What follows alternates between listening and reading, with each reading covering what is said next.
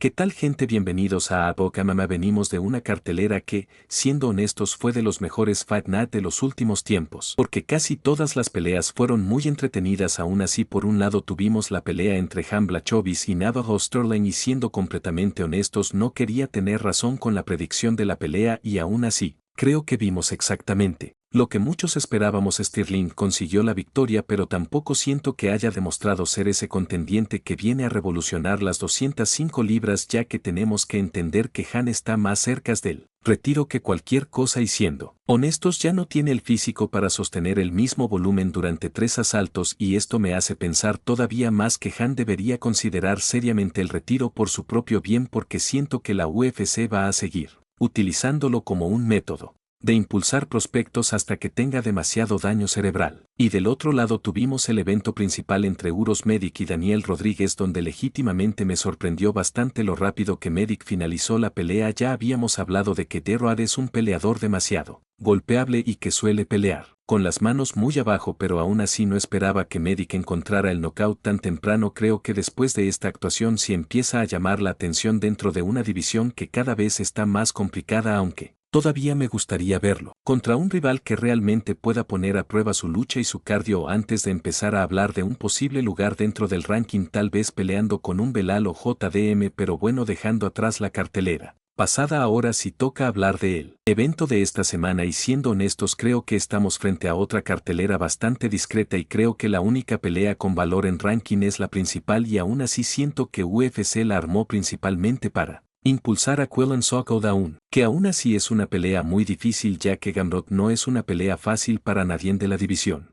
Ya entrando en las peleas, realmente tuve muy difícil escoger peleas para el video, por lo que tenemos el enfrentamiento de los caballeros Darren Elkins vs Yario del Valle. Siendo honestos creo que esta pelea está hecha completamente para que Dao Valle vuelva a la senda de la victoria.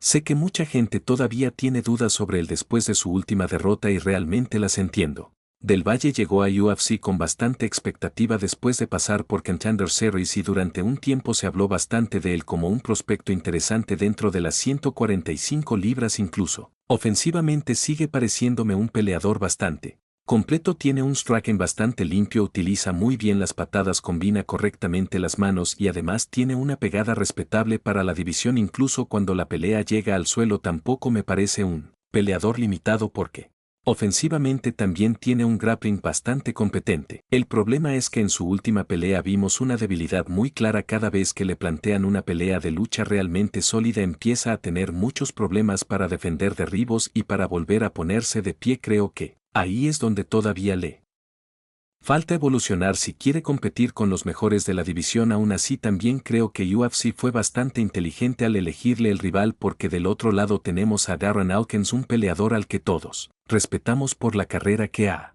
tenido. Fue un top 10 durante varios años, protagonizó auténticas guerras y probablemente tenga una de las carreras más duras que hemos visto en peso pluma, pero siendo honestos el tiempo no perdona. El Kings ya tiene más de 40 años y creo que las guerras finalmente le pasaron factura. Sigue teniendo una lucha muy sólida, sigue siendo muy complicado mantenerlo abajo y todavía tiene esa mentalidad de nunca rendirse, pero cada vez que intercambia de pie se nota muchísimo el desgaste. Hoy por hoy me parece un peleador muy golpeable, ya no absorbe el castigo como antes y cada vez que recibe combinaciones limpias termina tambaleándose. Creo que esa diferencia física entre ambos va a terminar siendo demasiado grande. Sí, veo una pequeña posibilidad para el King si consigue derribar temprano a Del Valle y convertir la pelea en una guerra de desgaste. Quizás pueda complicarlo aprovechando justamente esa debilidad que mostró el cubano defendiendo la lucha, pero siendo realistas, veo muy difícil que pueda mantener ese ritmo durante toda la pelea. Creo que Del Valle va a ser mucho más rápido, mucho más explosivo y simplemente va a terminar encontrando la mano que detenga definitivamente a el Kings. Por eso mi predicción para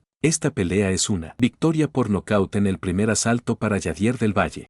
Ya pasando a la pelea coestelar, tenemos un enfrentamiento que siendo honestos me genera bastante más interés, porque aquí tenemos dos veteranos que todavía son capaces de regalar muy buenas peleas. Primero tenemos a Diego Ferreira, y si viene de 2 derrotas consecutivas, incluso de haber sido noqueado, pero creo que mucha gente está descartándolo demasiado rápido, porque aunque ya no sea el mismo peleador que llegó a estar dentro del top 10 sigue conservando varias herramientas bastante peligrosas, todavía mantiene una presión constante. Ferreira continúa siendo un peleador muy peligroso cuando consigue los derribos, controla bastante bien desde arriba, tiene un ground and pound agresivo y además sigue buscando constantemente la espalda para finalizar con un mataleón del otro lado. Tenemos a Belly Quarantillo y probablemente sea uno de los peleadores más entretenidos de toda la división, siempre va hacia adelante, siempre acepta el intercambio y rara vez protagoniza una pelea aburrida. El problema es que justamente ese estilo empieza a pasar factura con los años. Quarantillo ha recibido muchísimo daño durante su carrera y siento que su resistencia ya no es la misma. La última vez que lo vimos fue cayendo por un knockout bastante duro y desde entonces ha pasado bastante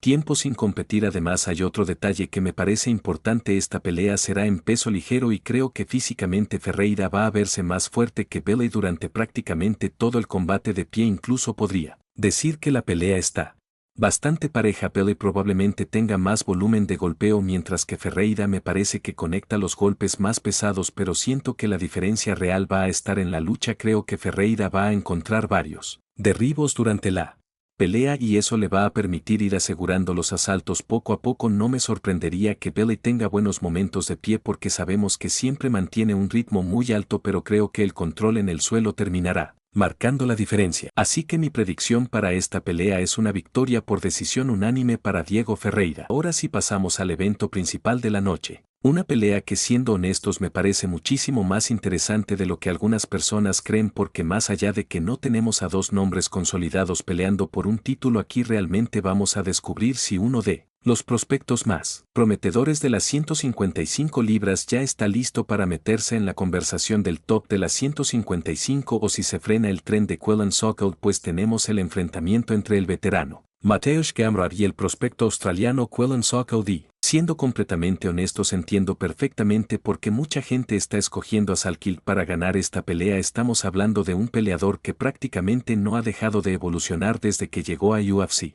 Viene de conseguir probablemente la victoria más importante de su carrera al noquear a Beneil Dariush, y aunque sabemos que Beneil ya no atraviesa su mejor momento, al final sigue siendo un nombre importante dentro de la división y ese tipo de victorias siempre terminan llamando la atención. Lo que más me gusta de Salkil es que no depende únicamente de una herramienta, es un peleador bastante grande para las 155 libras, tiene una muy buena envergadura, trabaja muy bien detrás del jab y cuando empieza a combinar manos realmente se nota la velocidad que tiene. Además es un peleador que constantemente va hacia adelante presionando a sus rivales y obligándolos a pelear hacia atrás.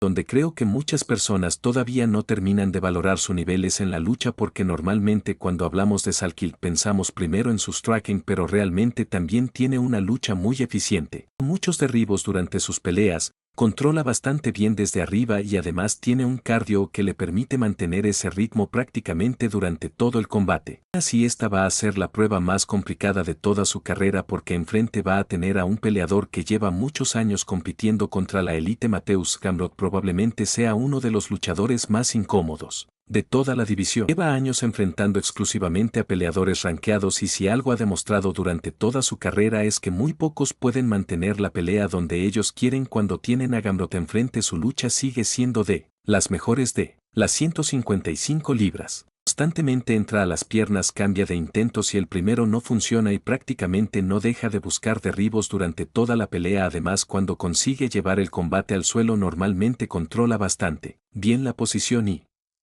siempre está buscando golpear o avanzar hacia alguna sumisión. El problema es que también creo que ya conocemos bastante bien cuáles son las debilidades de Gamrot cada vez que enfrenta peleadores largos. Un jab y que presionan constantemente hacia adelante suele pasarla bastante mal, lo vimos contra Dan Hooker. Siendo honestos, creo que esta pelea tiene muchas similitudes con aquella, porque siento que Salkil tiene justamente las herramientas que más incomodan al polaco. Es largo, golpea muy bien cuando retrocede enfrente a él, mantiene un ritmo alto durante toda la pelea y además tiene una defensa de derribo que me parece incluso mejor que la que mostró Hooker en aquel combate. Eso no significa que Gamrot no vaya a conseguir dar la pelea al suelo, de hecho creo que sí lo va a hacer. Estoy prácticamente seguro de que veremos varios derribos por parte del polaco durante los primeros asaltos, pero la verdadera pregunta es cuánto tiempo podrá mantener abajo a Salkil, y ahí es donde empiezan mis dudas, porque siento que él ya no tiene la capacidad para levantarse constantemente, obligar a Gamrot a volver a disparar a las piernas y hacer que poco a poco ese desgaste empiece a pasar factura mientras más avance la pelea. Creo que Gamrot va a tener cada vez más dificultades para encontrar esos derribos y si la pelea empieza a desarrollarse principalmente de pie siento que la ventana del striking favorece completamente a Salkild tiene manos más rápidas golpea con mayor potencia y, además físicamente me parece un peleador que todavía tiene mucho margen de crecimiento no me sorprendería que Gamrot llegue a ganar varios asaltos gracias a su lucha. Tampoco me sorprendería que incluso durante los primeros 15 minutos parezca que tiene controlada la pelea pero siendo honesto siento que conforme empiecen a acumularse los intercambios y Gamrot tenga que entrar cada vez desde más lejos para buscar las piernas Salkild va a empezar a encontrar los espacios para conectar y si algo hemos visto en las últimas peleas de Gamrot es que cuando lo obligan a retroceder e intercambiar de pie realmente luce bastante incómodo. Salkild va a demostrar que ya está listo para competir contra peleadores del top y lo va a hacer derrotando a uno de los luchadores más complicados de toda la división así que mi predicción para esta pelea es una victoria por nocaut en él. Cuarto asalto para Quellan Sokol. No olviden dejar su like, suscribirse y comentar con quién se quedan en la pelea principal de la noche, y sin nada más que decir, no dejen que Gane les pique los ojos.